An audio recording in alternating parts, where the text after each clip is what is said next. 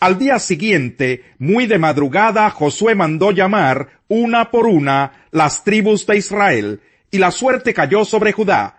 Todos los clanes de Judá se acercaron, y la suerte cayó sobre el clan de Sera. Del clan de Sera la suerte cayó sobre la familia de Zabdí. Josué entonces hizo pasar a cada uno de los varones de la familia de Zabdí, y la suerte cayó sobre Acán, hijo de Carmí, nieto de Zabdí y bisnieto de Sera. Entonces Josué lo interpeló: Hijo mío, honra y alaba al Señor Dios de Israel. Cuéntame lo que has hecho, no me ocultes nada. Acán le replicó: Es cierto que he pecado contra el Señor Dios de Israel. Esta es mi falta. Vi en el botín un hermoso manto de Babilonia, 200 monedas de plata y una barra de oro de medio kilo. Me deslumbraron y me apropié de ellos. Entonces los escondí en un hoyo que cavé en medio de mi carpa. La plata está también allí, debajo de todo. Enseguida Josué envió a unos mensajeros, los cuales fueron corriendo a la carpa de Acán. Allí encontraron todo lo que Acán había escondido. Lo recogieron y se lo llevaron a Josué y a los israelitas, quienes se lo presentaron al Señor. Y Josué y todos los israelitas tomaron a Acán, bisnieto de Sera, y lo llevaron al valle de Acor, junto con la plata, el manto y el oro. También llevaron a sus hijos, sus hijas, el ganado, su carpa y todas sus posesiones. Cuando llegaron al valle de Acor, Josué exclamó: ¿Por qué has traído esta desgracia sobre nosotros? Que el Señor haga caer sobre ti esa misma desgracia. Entonces todos los israelitas apedrearon a Acán y a los suyos y los quemaron. Luego colocaron sobre ellos un gran montón de piedras que sigue en pie hasta el día de hoy. Por eso aquel lugar se llama Valle de Acor. Así aplacó el Señor el ardor de su ira. Capítulo 8. El Señor exhortó a Josué: No tengas miedo ni te acobardes. Toma contigo a todo el ejército y ataquen la ciudad de Ai. Yo les daré la victoria sobre su rey y su ejército. Se apropiarán de su ciudad y de todo el territorio que la rodea. Tratarás a esta ciudad y a su rey como hiciste con Jericó y con su rey. Sin embargo, podrán quedarse con el botín de guerra y todo el ganado. Prepara una emboscada en la parte posterior de la ciudad. Se levantó Josué junto con su ejército y fueron a pelear contra Ai. Josué escogió 30,000 guerreros y los envió durante la noche con estas órdenes: Ustedes pondrán una emboscada en la parte posterior de la ciudad. No se alejen mucho de ella y manténganse en sus posiciones. Yo me acercaré con mi tropa, y cuando los enemigos salgan a pelear contra nosotros, huiremos como la primera vez. Ellos nos perseguirán pensando que estamos huyendo de nuevo, y así nos alejaremos de la ciudad. Entonces ustedes saldrán de su escondite y se apoderarán de Ai. El Señor les dará la victoria. Cuando hayan capturado la ciudad, quémenla tal como nos lo ordenó el Señor. Estas son mis órdenes. Dicho esto, Josué envió a los guerreros a preparar la emboscada, y ellos se apostaron entre Betel y Ai, al oeste de la ciudad, mientras él por su parte pasaba esa noche con su ejército. Muy de mañana se levantó Josué, pasó revista al ejército, y junto con los jefes de Israel se puso en marcha hacia Ai. Todos los guerreros que iban con Josué llegaron cerca de Ai y acamparon al norte de la ciudad.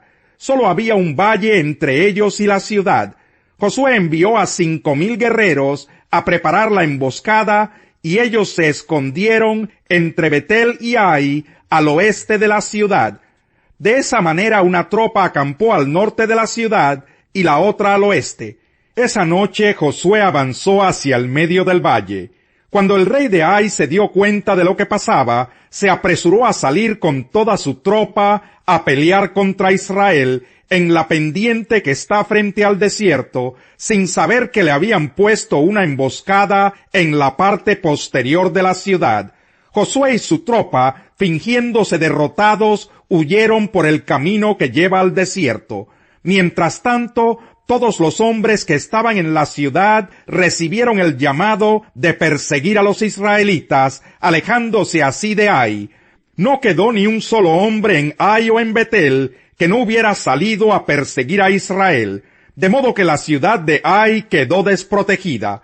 Entonces el Señor le ordenó a Josué: apunta hacia Ai con la jabalina que llevas, pues en tus manos entregaré la ciudad. Y así lo hizo Josué. Al ver esto, los que estaban en la emboscada salieron de inmediato de donde estaban, y entrando en la ciudad, la tomaron y la incendiaron. Cuando los hombres de Ai miraron hacia atrás, vieron que subía de la ciudad una nube de humo. Entonces se dieron cuenta de que no podían huir en ninguna dirección, porque la gente de Josué, que antes huía hacia el desierto, ahora se lanzaba contra sus perseguidores. En efecto, tan pronto como Josué y todos los israelitas vieron que los que tendieron la emboscada habían tomado la ciudad y la habían incendiado, se volvieron y atacaron a los de Ai. Los de la emboscada salieron de la ciudad y persiguieron a los guerreros de Ai, y así estos quedaron atrapados por todos lados. Los israelitas atacaron a sus enemigos hasta no dejar ni fugitivos ni sobrevivientes. Al rey de Ai lo capturaron vivo y se lo entregaron a Josué.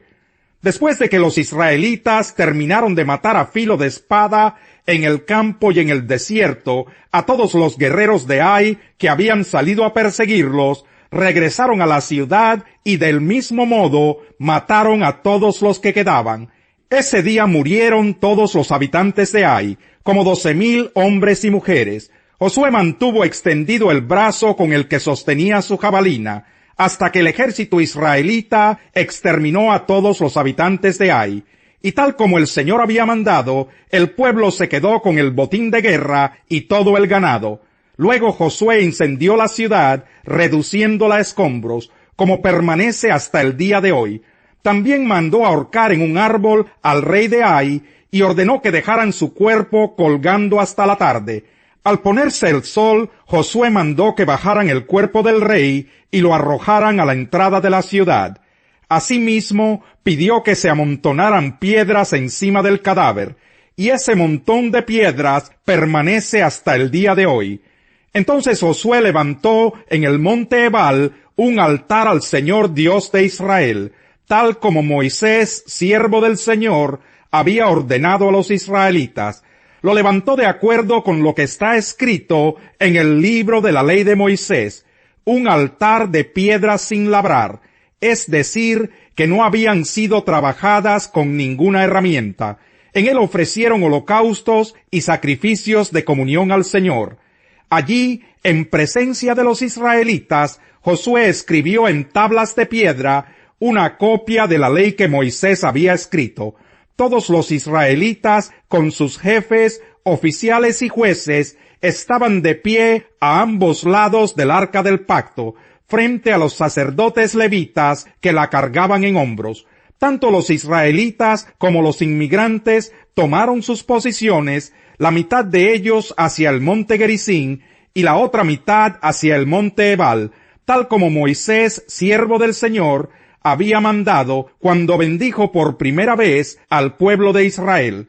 Luego Josué leyó todas las palabras de la ley, tanto las bendiciones como las maldiciones, según lo que estaba escrito en el libro de la ley.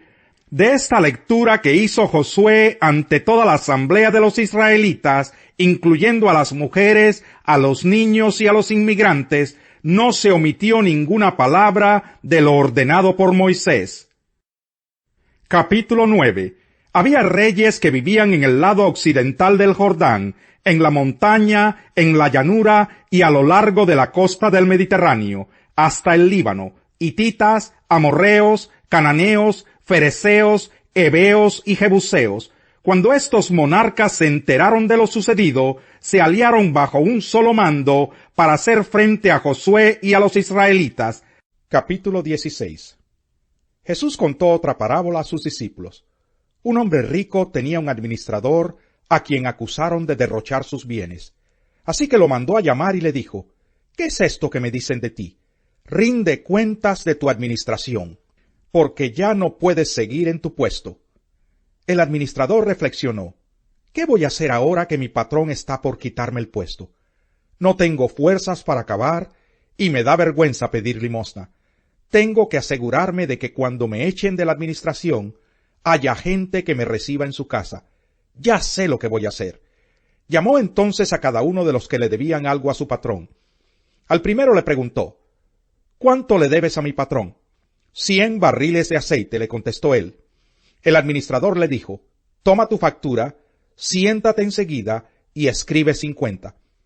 Luego le preguntó al segundo, ¿y tú cuánto debes? 100 bultos de trigo, contestó. El administrador le dijo, toma tu factura y escribe 80.